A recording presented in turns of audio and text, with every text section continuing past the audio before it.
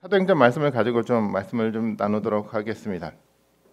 사도행전에 등장했던 이 초대교회는요, 폭발적으로 성장했던 교회였습니다. 사도행전 교회 초대교회 성도 수가 몇 명 정도 됐을까요? 여러분들 상상이 좀 되십니까? 예루살렘에 모였던 성도의 수가요. 예전에 오순절 때 막 사람들이 막 회개하고 했을 때 몇 명이 회개했죠? 3,000명 정도 회개를 했고요. 나중에 또 베드로가 설교하고 막 그러니까 또 몇 명 정도가 또 돌아섰습니까? 그때 5,000명. 다 합이 몇 명입니까? 상상이 되지 않는 어마어마한 숫자가 교회 가운데 몰려들기 시작을 했어요. 물론 정확한 숫자는 얼마가 될지 알지는 잘 못하겠지만 사실은 초대교회는 굉장히 많은 사람들이 교회 공동체로 몰려들기 시작을 했습니다. 오늘 보면 6장 1절과 6장 7절의 말씀에서도 이야기는 계속 반복이 돼가고 있잖아요. 그때 1절에 보니까 제자가 더 많아졌는데 7절에서도 보니까 말씀이 점점 왕성하여 예루살렘에 있는 제자의 수가 더 심히 많아졌다라고 표현하고 있어요. 끊임없이 성도가 많아지기 시작을 했습니다. 이것이 초대교회 모습이었었는데요. 많아지다 보니까 또 어떤 일들이 생겨났냐면 초대교회 공동체는 어떤 삶들을 살아갔습니까? 자기가 가지고 있는 물건들을 서로 간에 통용하는 일들을 만들어 갔습니다. 사람들은요, 교회에 헌물을 드리기 시작을 했고요. 교회에 드려진 헌물들을 서로 간에 나눠가면서 서로 협력해 나가는 일들이 교회 가운데 많아질 수밖에 없었습니다. 좀 상상이 좀 되십니까? 수천 명의 사람들이 교회 안에 몰려들었고요. 서로 간에 나눈 그 물건들을 서로 간에 통용하면서 서로 간에 나누고 배분하는 일들이 교회 가운데 만들어지기 시작을 했습니다. 처음에 교회 사역은 주로 누구를 중심으로 이루어졌을까요? 당연히 12 사도를 중심으로 아마 교회 사역이 이루어졌을 거라고 저희들이 짐작을 할 수가 있습니다. 그런데 이 교회 일들이 너무도 많아져 가다 보니까 사도들이 감당하기에 버거울 정도로 양이 너무도 많아졌어요. 사도들이 그 모든 일들을 다 할 수가 없었다라는 겁니다. 그래서 본문에 보니까 그래서 사도들은 어떻게 합니까? 7명의 집사를 세워서 함께 일할 수 있는 집사를 세워가고 있었습니다. 그리고 사도들은 어떻게 결단을 하냐면 이제 우리가 기도하는 일과 말씀을 전하는 일에 말씀 사역에 집중하기로 했다라고 성경은 이야기를 하고 있습니다. 이것이 오늘 읽었던 본문을 통해서 우리가 알 수 있는 이야기인데요. 이야기를 듣다 보면 우리는 그런 생각을 하게 됩니다. 교회가 조금씩 행정적으로 잘 정비가 돼가고 있는 듯한 모습을 볼 수 있게 된다는 겁니다. 그래서 오늘날 교회도 그렇게 생각을 하게 되겠죠. 초대교회처럼 이렇게 행정적으로 잘 정비가 된 교회가 돼 가야 된다는 생각을 하게 될 겁니다. 그래서 목회자들은 말씀 사역에만 집중들을 하고요. 교회 행정의 일, 교회 사역의 일은 집사들을 선발을 해서 집사들을 중심으로 교회 사역들을 해나가는 것들이 초대교회의 가장 성경적인 모델이라고 생각해 나갈지도 모르겠습니다. 그래서 사람들은요, 말씀을 가르치는 일들이 목회자들이 해나가고 성도들은 뭐죠? 말씀을 배우는 역할들. 그래서 뭔가 가르치는 일들이 점점 많이 생겨나게 되면 그 교회는 어떻게 결정들을 하게 되냐면 스스로 가르치는 사람들을 세우려고 노력하기보다도 어떻게 합니까? 가르칠 수 있는 사람들 외부에서 초빙을 해서 교회 가운데 이렇게 모시게 되는 일들을 만들어 갑니다. 그래서 교회가 커져가면 부목사도 초빙을 하고 또 교육전도사도 초빙을 해나가면서 많은 사역자들을 모집을 하게 됩니다. 그래서 목회자는 철저하게 말씀을 가르치는 일, 그다음에 이 직분자들은 철저하게 교회 행정과 사역을 전담하는 어떤 역할로 구분을 해 나가려고 하고 있습니다. 이것이 오늘날 교회 일반적인 모습으로 우리가 이해를 할 수가 있는데요. 그런데 오늘 6장 전체적인 이야기를 쭉 읽어 내려가다 보면 스데반에 대한 이야기가 나오는데 이 스데반에 대한 이야기를 읽어 내려가다 보면 이런 이야기에 잘 적용이 되지 않는다라는 것을 쉽게 우리가 발견해 나갈 수가 있습니다. 어쩌면 그런 해석과 그런 어떤 이야기에 반론을 제기하는 듯한 이야기로 스데반의 이야기를 진행을 해 나가고 있다는 겁니다. 오늘 8절부터 마지막 15절까지 이야기를 쭉 읽어 내려가다 보면 스데반에 대한 이야기를 해 나가고 있는데 스데반은 교회 행정적인 일, 교회 사역에 대한 일들을 잘 감당했다라고 이야기하고 있지 않고요. 어떤 얘기를 합니까? 스데반은 어떤 일을 하고 있습니까? 스데반은 성령 충만해서 말씀을 가르치고 선포하는 일에 집중하는 모습을 그려가고 있다는 겁니다. 말씀을 선포하고 말씀을 가르치는 일은 누구의 역할이었습니까? 사도들의 역할이었어요.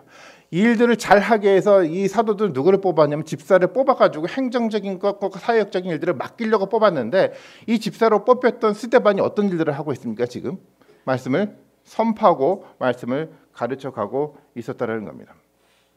그뿐만 아니라 그 8절의 말씀에 보면 스데반에게는요 사도들에게 나타났던 것 같은 기사와 표적이 나타나기 시작을 했다라고 이야기를 하고 있습니다.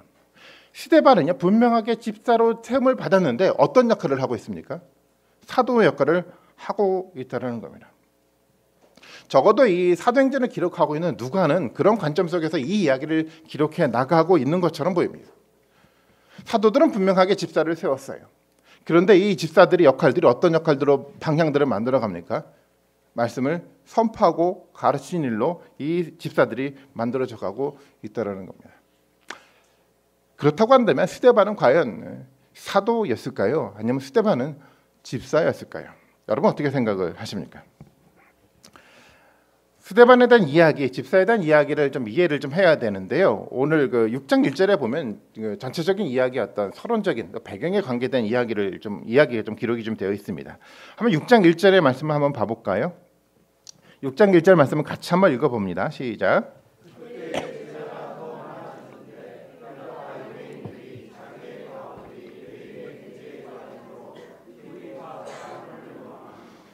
네, 여기 보니까 유대인들이 두 그룹이 존재하는데 첫 번째 어떤 그룹이 존재합니까? 헬라파 유대인. 두 번째는 어떤 그룹이죠? 히브리파 유대인이 구분이 등장을 좀 합니다.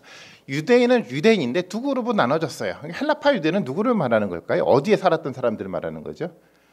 팔레스타인, 이스라엘 땅이 아니라 헬라 지역의 그 외국에 살았던 유대인들을 말하는 겁니다. 그리고 히브리파 사람들은 정통으로 이스라엘 땅 가운데 팔레스타인 땅에 살았던 사람들을 말하는 건데요. 오늘날도 좀 마찬가지겠죠. 한국 사람이라고 하더라도 그룹이 있잖아요. 한국에서 태어나서 토종 한국 사람과 또 어떤 사람이 있습니까? 외국에서 태어나기도 했고 외국에서 살다가 들어온 사람들도 좀 있습니다. 이런 두 그룹들이 존재하고 있었는데요. 두 그룹들이 존재하다 보면 당연히 생겨나는 문제가 있습니다. 뭐 예배를 드릴 땐 전혀 문제가 생겨나지 않는데 이 두 그룹들이 같이 뭔가 협력해서 이야기를 나누고 같이 어떤 사역을 해 나가려고 하다 보면 뭐가 생겨나는지 아십니까? 갈등이 생겨나요. 왜? 생각이 좀 다르거든요. 문화적 그 배경들이 다르기 때문에 서로가 가지고 있는 다른 생각들 때문에 생겨나는 뭔가 갈등이 조금씩 만들어져 가기 시작을 합니다. 교회도 마찬가지였어요. 유대인이긴 유대인이었는데 이 두 그룹의 다른 어떤 문화 속에서 만들어진 두 그룹들은요 보이지 않는 갈등들이 존재하고 있었습니다. 긴장과 갈등이 있었고요. 이 갈등은 조금씩 심해져 가기 시작을 했습니다. 그리고 이 갈등이 이 과부의 구제 사역 때문에 표면화되기 시작을 했어요. 그러니까 본문의 6장 1절에 말하고 있는 것처럼 교회가 이제 공동으로 모였던 그 물건들, 재산들을 같이 한번 나누는 과정 가운데 있는데 뭔가 헬라파 유대인들 중심으로 이제 과부들에게도 나눠주고 그 히브리파 사람들에게도 나눠줘야 되는데 이게 누가 불평이 생겨나기 시작했습니까? 헬라파 사람들이 불평이 생겨나기 시작했어요. 자기들이 부당하게 받았다고 그들은 생각을 좀 했던 것 같아요. 서로 간에 문화적 차이가 있었고 언어 소통에 문제가 있었고 여러 가지 많은 다양한 차이성 때문에 그들은요 문제가 생겨나기 시작했고 갈등이 만들어져 갔습니다. 이런 갈등이 어떻게 돼가기 시작했을까요? 조금씩 표면화돼 갖고 많이 만들어져 가기 시작을 했습니다. 앞서 말씀을 드렸던 것처럼 예루살렘 교회가 지금 성도 수가 몇 명입니까? 수천 명에 다다르고 있습니다. 그 많은 사람들을 통해서 만들어졌던 이 많은 불평의 이야기들 때문에 교회가 어떻게 만들어져 갔을까요? 혼돈스럽죠. 사도들이 이 문제들을 해결해 나가야 했었습니다. 문제들이 생겨나고 불평이 생겨나면 사도들이 앞장서서 그 일들을 해결하고 뭔가 해결점들을 찾기 위해서 사도들이 분주하게 움직이기 시작을 했다라는 겁니다. 그 가운데 문제가 생겨나기 시작했어요. 사도들이 이 불평의 문제를 해결하기 위해서 분주하게 다니다 보니까 사도들이 뭐를 못하기 시작했습니까? 말씀을 가르치는 일을 할 수가 없었습니다. 그들은 행정적인 너무도 많은 일이 있었기 때문에 교회 가운데 해야 될 사역의 일들이 너무도 많았기 때문에 그들은 말씀 앞에 집중하고 말씀을 연구하고 말씀을 가르칠 시간이 그들에게 부족하게 됐다라는 겁니다. 이것이 바로 교회의 또 다른 위기였었습니다. 사도들이 생각했던 교회의 위기는요, 그들이 가지고 있었던 행정의 체계가 문제가 생겨나서 생각했던 위기가 아니었습니다. 구제 사역을 해나가고 있었는데 구제 사역에 뭔가 문제가 조금씩 생겨나서 교회가 위기라고 생각하지 않았습니다. 사도들이 생각했던 교회의 위기는 어디서부터 시작이 되는 겁니까? 말씀을 가르칠 수 있는 시간이 없는 것 때문에 교회에 위기가 생겨난다라고 그들은 생각을 했습니다. 사도행전을 기록하고 있는 누가의 관점도 마찬가지였습니다. 누가는요 스데반에 대한 이야기를 기록을 하고 있고 뒷부분에 보면 빌립에 대한 이야기를 기록을 하고 있습니다.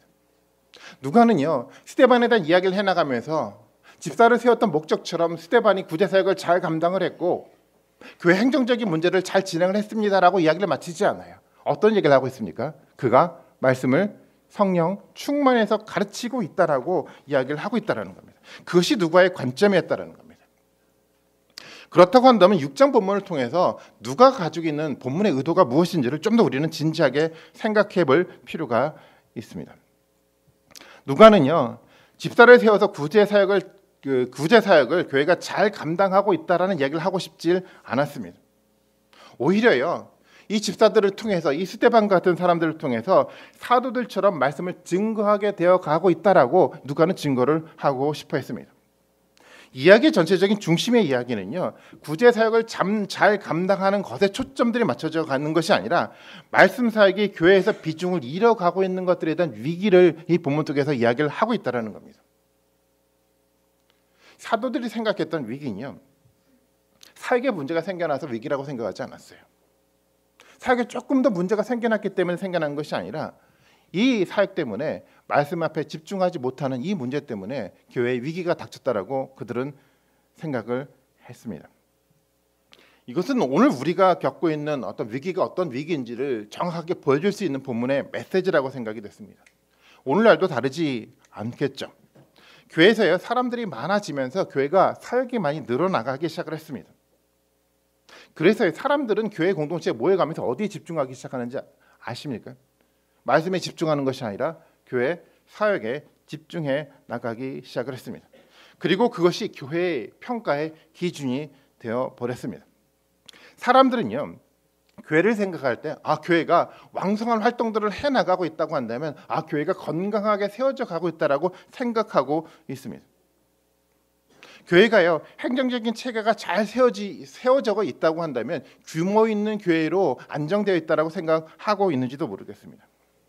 사람들마다요 교회에 대한 이야기를 해나갈 때 얼마만큼 교회가 왕성하게 활동들을 하고 있는지에 대해서 자랑하고 장황하게 설명하기를 좋아하는 것이 오늘날 성도들의 모습인지도 모르겠습니다. 사람들에게 이제는 교회 사역이 교회에 얼마만큼 많은 사역을 하고 있는지가 교회를 평가하는 절대적인 기준이 되었다라는 겁니다. 그러면서 성도들은요 말씀의 사람이 아니라 사역의 사람들로 변해가기 시작을 했습니다. 그런데 성경에서 말하고 있는 것처럼 아무리 많은 사역을 한다고 하더라도 그 사역이요 성령의 인도를 받지 않으면 의미 없는 사역이 될 수밖에 없습니다. 아무리 왕성한 활동을 교회가 한다고 하더라도 그 활동을 이끌어가고 계신 성령의 실제적인 인도를 우리가 목도하지 못한다고 한다면 우리 가운데 신앙은 생겨나지 않습니다. 많은 활동 속에서 성령의 인도를 받지 못한다고 한다면 그것이 실제적으로 우리 가운데 위기를 줄 수가 있다는 겁니다. 교회를 이끌어 나가는 데 있어서요 교회 사역에 있어서 말씀이 우선순위에서 밀려나기 시작을 하면 교회는 길을 잃어버릴 수밖에 없습니다. 성령의 인도를 보지 못하기 때문입니다. 어쩌면 현대 교회가요 그렇게 말씀을 집중하지 못하면서 길을 잃어가고 있는지도 모르겠습니다. 그런데 오늘 본문 속에 등장하는 사도들은 달랐죠. 사도들도요 교회의 방향을 잃어갈 수 있는 위기가 그들 가운데 닥쳤다는 것을 인식하기 시작을 했습니다. 그래서 이 사도들은 7 집사를 세웠습니다. 그 이유는 분명하죠. 다시 사도들은요 말씀에 집중하기로 결단을 했기 때문에 이 집사를 세웠습니다. 사도행전 6장 4절의 말씀을 읽었던 본문인데 다시 한번 읽어보겠습니다. 시작.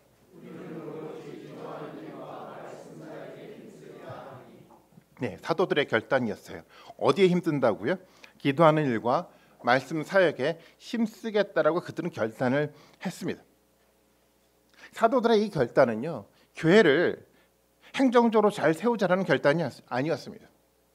사도들의 이 결단은요 교회를 왕성한 사역들을 감당할 수 있는 교회로 변모시키자라고 했던 그 결단이 아니었습니다.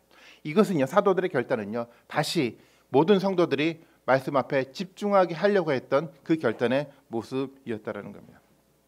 왜 사도들의 이 결단이 중요합니까? 당연하죠.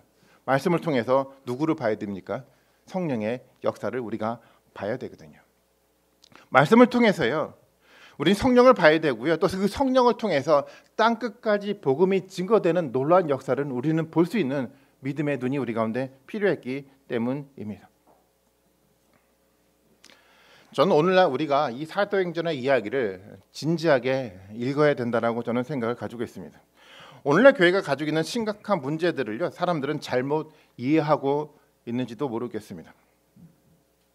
우리가 눈으로 많이 보았던 것처럼 오늘날 많은 교회가요, 심각한 문제를 만들어 가고 있습니다. 특별히 목회자가 가지고 있는 이 재정 사역의 문제 때문에 교회마다 몸살을 앓고 있습니다. 아시는 것처럼 비자금의 문제, 교회 세습의 문제, 그리고 아무도 모르는 헌금 사용에 대한 이 목회자의 문제들 때문에 교회는 심각한 위기 가운데 처해 있었습니다. 모두가 돈 때문에 생겨난 문제였었습니다. 사람들은 그렇게 생각을 하죠. 이런 문제들이 들릴 때마다 재정 사용에 대한 이 불투명성 때문에 이런 문제가 생겨났다라고 진단을 하게 됩니다. 그래서 사람들은요, 교회 재정을 어떻게 해야 되냐면 투명하게 사용해야 된다라고 생각을 하기 시작을 했습니다. 물론 틀린 이야기라고 생각하지 않습니다. 그리고 당연하게 그렇게 해야만 합니다. 그런데 우리가 알아야 될 것은요, 문제는요, 여기 속에서 드러나는 것이 아니라 근본적인 문제가 뭐냐면은 말씀이 사라져갔다는 것들이 바로 근본적인 문제라는 사실을 우리가 인식해야 된다는 겁니다. 교회의 문제는요, 재정적인 문제 때문에 생겨나는 위기가 우리 가운데 만들어지지 않습니다. 교회의 근본적인 문제는요, 교회가 말씀 앞에 집중하지 못하는 것들을 통해서 교회의 위기가 생겨난다는 겁니다. 교회가 위기는요, 말씀에 대한 두려움들이 사라져가기 시작할 때 교회는 위기가 생겨납니다.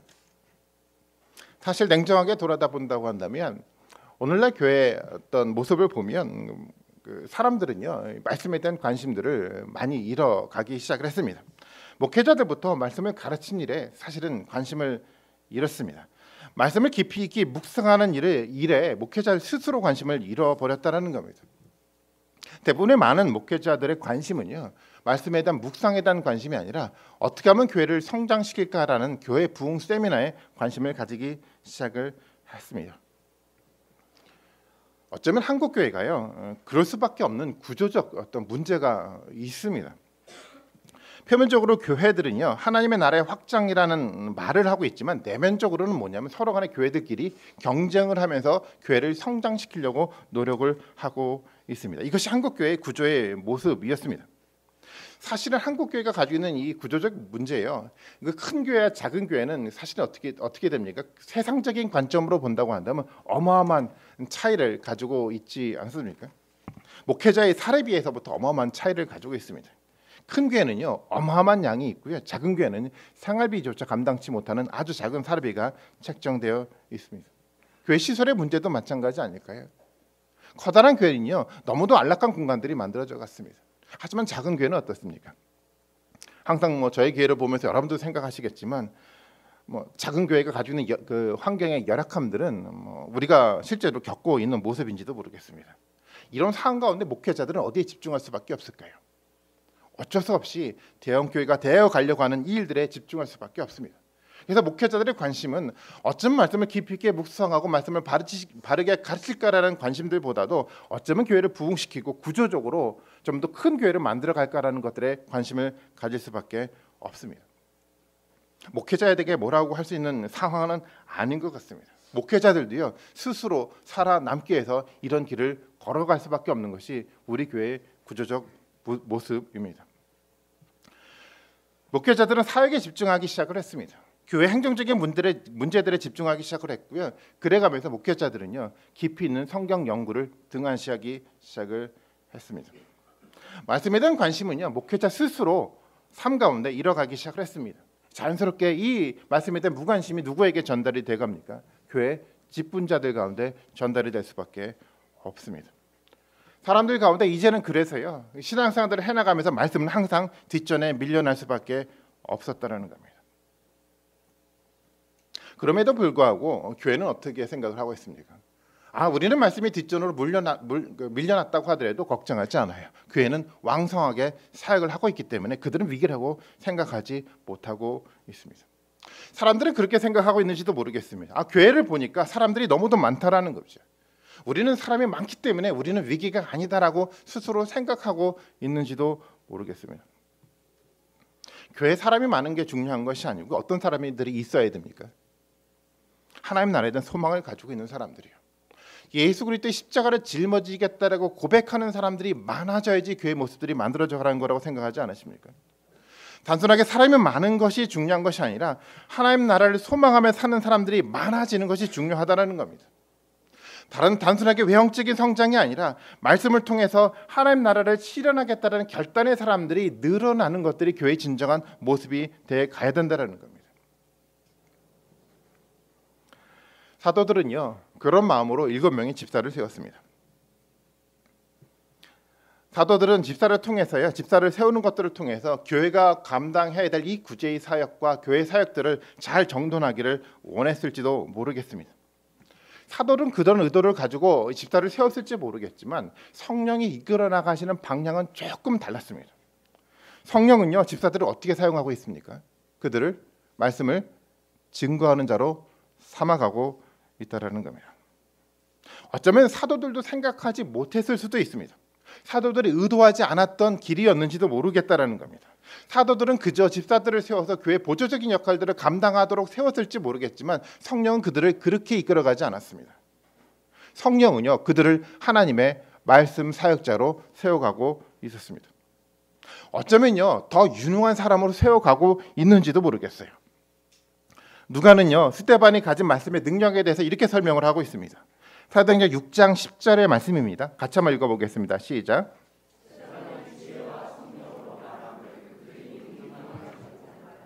네, 보니까 뭐라고 이야기를 하고 있냐면 스데반이 지혜와 성령으로 말함을 그들이 능히 당치 못했다라고 얘기를 하고 있어요. 스데반의 모습이 좀 보여져 갑니까? 그는요, 성령 충만한 사람이었어요. 그런 지혜가 가득한 사람이었습니다. 많은 사람들에게 설교하기 시작을 했어요. 많은 사람들에게 하나님의 말씀을 가르치며 증거해 나가기 시작을 했습니다. 어느 누구도 하지 못했던 일들을 스데반을 통해서 만들어져 가고 있다는 겁니다. 스데반의 삶의 모습은요, 단순하게 우리가 전통적으로 생각했던 집사의 영역 앞에 머물지 않았어요. 그러니 말씀을 전하는 사역자로서 끊임없이 성장해 나가고 있는 모습을 보여가고 있다는 겁니다. 저는 사도행전 전체적인 주제를 다시 한번 생각해 볼 필요가 있다고 생각이 들었습니다. 우리가 아는 것처럼 사도행전 1장 8절은 사도행전 전체를 이끌어가는 가장 중요한 중심 주제를 담고 있는데요. 1장 8절의 말씀 잘 기억하고 계시죠? 같이 한번 암송해 보도록 할까요? 같이 한번 읽습니다. 시작.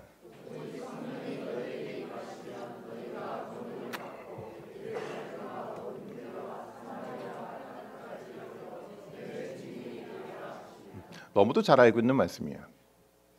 이것이 사도행전을 이끌어가고 있는 핵심적인 주제였습니다.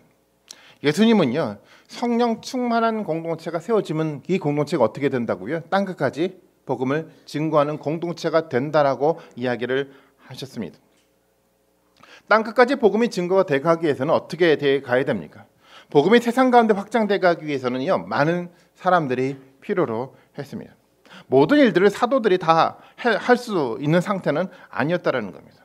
모든 책임을 사도들이 다 져서는 안 된다라는 겁니다. 그래서는요, 복음이 땅끝까지 증거가 돼가지 않습니다. 이제는 사도들의 일들이 누구에게 나눠져 가야 됩니까? 이게는 성도들에게 나눠져 가야 돼요. 그래야 땅끝까지 복음의 증거가 될 수 있고요, 예수님의 말씀이 실제적으로 실현될 수 있는 것들을 볼 수가 있습니다. 그런 맥락 속에서 성령은요, 집사를 세워가고 있습니다. 단순하게 교회 행정적인 일만을 하면서 사도들을 도우라고 집사가 세워진 것이 아니고요, 집사들은요, 말씀을 통해서요, 성령에 의해서 세워져 가고 있습니다. 사도들과 함께 말씀을 가르치기 위해서 사도들은 세워져 가고 있다라는 겁니다. 이제는 사도들을 이어가지고 교회를 말씀의 공동체로 세워가기 위해서요, 말씀의 후계자로 세워져 가기 위해서 이 집사들이 세워져 가고 있다라는 겁니다. 이것이 성령의 사역이었습니다. 저는 우리도 마찬가지가 되어야 된다고 생각을 가지고 있습니다. 우리는요, 말씀 사역을 위한 사람들로 세워져 가야 합니다. 집사도 권사로 장로로 우리가 직분자가 세워져 가고 있지만 이 직분자들은요, 단순하게 목회자가 하는 말씀 사역을 보조적으로 도와주라고 세워진 직분이 아닙니다. 우리 모두가요, 말씀의 사람으로 변해 가야 된다는 겁니다. 제가 오늘 설교 제목을 뭐라고 정했는지 여러분 아십니까? 주보에 보니까요. 혹시 아시죠? 같이 한번 제목을 한번 읽어볼까요? 같이 시작. 여기서 그 미친이란 얘기는요, 아름답게 변해갔다라는 이야기입니다. 우리 모두가 말씀에 저는 미쳐야 된다고 생각을 합니다. 교회는요, 말씀 중심적인 공동체가 돼 가야 합니다. 오늘날 전도를 할 때 많은 사람들은 피켓을 하나 들고 전도를 하죠. 뭐라고 피켓에 붙이는지 여러분 아시죠? 예수, 천당, 불신, 지옥. 우리는 말씀으로 채워가야 됩니다. 우리가 가지고 있는 말씀에 대한 이해요. 세상 사람들 가운데 말씀의 의미가 무엇인지요, 예수 그리스도의 부활의 의미가 무엇인지를 충분하게 증거할 수 있는 말씀의 사람으로 우리가 변해 가야만 합니다. 이것이 말씀에 미친 사람들의 모습이었습니다. 그런 사람들이 우리 가운데 만들어져 갔을 때 이 교회는 성령이 이끄는 하나님의 교회가 되어 갈 수가 있습니다. 우리는 어떻게 집사를 세워가야 할까요? 여러분들이 집사로 세워져 가야 된다고 생각이 되고요. 두 번째로는요, 우리 다음 세대가 집사로 세워져 가야만 합니다.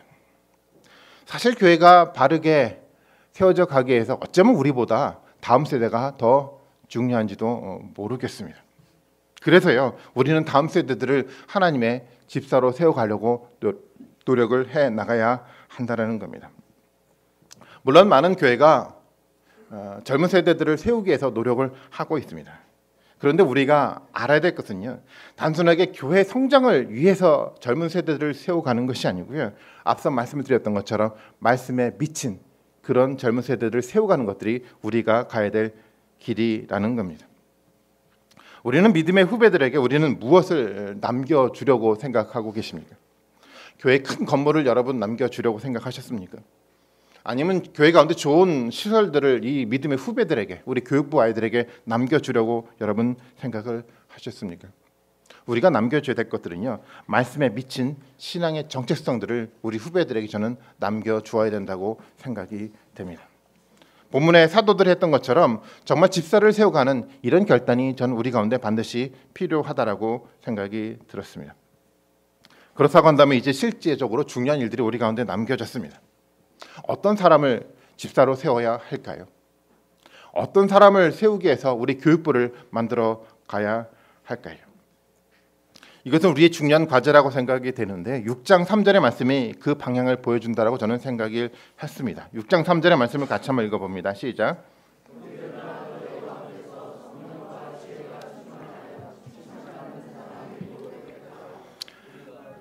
거기까지만 읽으시면 될 것 같아요. 6장 3절에 보니까 일곱을 택하는데 어떤 사람을 택합니까? 성령이 충만하고요, 지혜가 충만하고요, 그리고 교회로부터 칭찬받는 사람을 세워야 된다라고 이야기를 하고 있습니다. 첫 번째 중요한 거예요. 성령을 볼 수 있는 사람을 택해야 된다는 겁니다. 사도들이요, 세상에 위협과 경고가 있음에도 불구하고요, 그들은 흐트러지지 않고 교회를 세워갈 수가 있었습니다. 어떻게 세워갈 수 있었을까요? 그들은 누구를 봤습니까? 그들을 이끌고 계신 성령을 봤거든요. 성령을 볼 줄 아는 사람들을 세워가야 된다는 겁니다. 그래서요, 세상을 두려워하지 않고요, 하나님만 두려워할 수 있는 힘을 가지는 믿음의 사람을 키워나가야 된다는 겁니다. 세상 사람들이 가지고 있는 시각으로 세상을 보는 것이 아니라 믿음의 눈으로 성령이 세상을 이끌어가는 그 모습을 볼 줄 아는 사람들을 세워가는 것들이 우리가 가야 될 과제라고 저는 생각을 가지고 있습니다. 두 번째, 어떤 사람을 세워가야 됩니까? 지혜가 충만한 사람을 세워가야 합니다. 지혜가 충만한 사람이라는 것은 말씀을 묵상할 수 있는 힘을 가진 사람을 말하는 거겠죠. 말씀을 해석할 줄 알고요, 해석된 이야기를 삶 가운데 건강하게 적용할 줄 아는 사람을 세워가는 것이 지혜로운 사람을 세워가는 것입니다. 그래서 교회 사역을 잘하는 사람이 아니라 정말 말씀에 집중하고 말씀에 미친 사람으로 만들어가는 것이 바로 지혜로운 사람들을 세워가는 길이라고 생각이 됩니다. 그런 사람을 세워가야죠. 교회는 길을 잃지 않고 예수 그리스도의 십자가 길을 걸어갈 수가 있습니다. 앞서 우리 집사님이 그런 기도를 해주셨는데, 아무리 결단한다고 하더라도 승리했으면 좋겠는데도 불구하고 일주일에 3대를 돌아다 보면 자꾸만 실패하는 것이 우리의 실제적인 모습 아닙니까? 예수 그리스도의 말씀 앞에 미치지 않으면 이 세상의 영적인 전쟁 가운데 우리는 승리할 수가 없습니다. 그래서요, 성령과 지혜 가운데 충만한 사람들이 우리 가운데 세워져 가야 합니다. 여러분들이 성령 충만하시고 지혜로운 사람들이 되었으면 좋겠습니다. 그리고요, 우리 믿음의 후배들이 이런 모습으로 성장해 나갈 수 있도록 여러분이 기도해 주셨으면 좋겠습니다. 그리고 마지막으로 이 사람들은요, 공동체로부터 사람들로부터 칭찬받는 사람이 되어야 합니다. 공동체가 함께 존중할 수 있는 사람들이 되어 가야만 교회가 함께 세워져 갈 수 있는 힘들이 만들어져 간다라는 겁니다. 하나님만 칭찬하는 것이 아니라 이제는 교회 성도들로부터도 칭찬받고 교회 성도들로부터 인정받을 수 있는 사람들이 우리 가운데 세워져 가야 합니다. 그래야 균형 잡힌 모습으로 교회가 세워져 갈 수가 있습니다. 본문 속에 사도들은 7 집사를 세웠습니다. 7 집사를 통해서 성령은 어떤 길도로 만들어 가냐면 땅끝까지 복음을 증거하기 위해서 새로운 사역자들을 어쩌면 이 7 집사를 통해서 세워져 가고 있다는 겁니다. 7 집사는 단순하게 행정적인 역할들을 도와주는 역할이 아니라 다시 한번 말씀에 집중하는 사람으로 세워져 가기 시작을 했다는 겁니다. 어쩌면 사도보다도 더 유능한 사람으로 세워져 갔습니다. 오늘 우리가 6장 읽었지만 7장, 8장으로 넘어가면서 우리는 또 다른 사람들을 보게 될 겁니다. 여러분 누군지 아십니까? 사도 바울입니다. 그도 유능한 사람으로 앞으로 세워져 가야 되는데요, 끊임없이 그런 사람들이 우리 가운데 배출이 돼 가야 한다는 겁니다. 우리보다 더 유능한 사람이요, 우리보다도 더 교회를 건강하게 이끌어갈 수 있는 그 사람들이 우리 가운데 만들어져 가야 합니다. 이것이 우리 가운데 남겨진 전 과제라고 생각이 됩니다. 앞서 제가 소개해드렸던 것처럼 우리 중고등부 아이들이요, 아직까지 잘 모르고 이렇게 신앙생활을 해나가는 것처럼 보일지 모르겠지만 저는 그 가운데 성령의 인도하심이 있다라고 믿고 있습니다. 저들을 통해서 이 교회가 더욱더 건강하게 세워져 갈 수 있다라고 저는 생각을 가지고 있습니다. 그렇게 되도록 여러분 기도해 주신 여러분들이 되었으면 좋겠습니다. 우리뿐만 아니라 우리 모든 사람들이 오늘 설교 제목처럼 정말 말씀 앞에 집중하고 말씀에 미친 사람으로 성장하고 발전할 수 있는 그네가 우리 가운데 있었으면 좋겠습니다.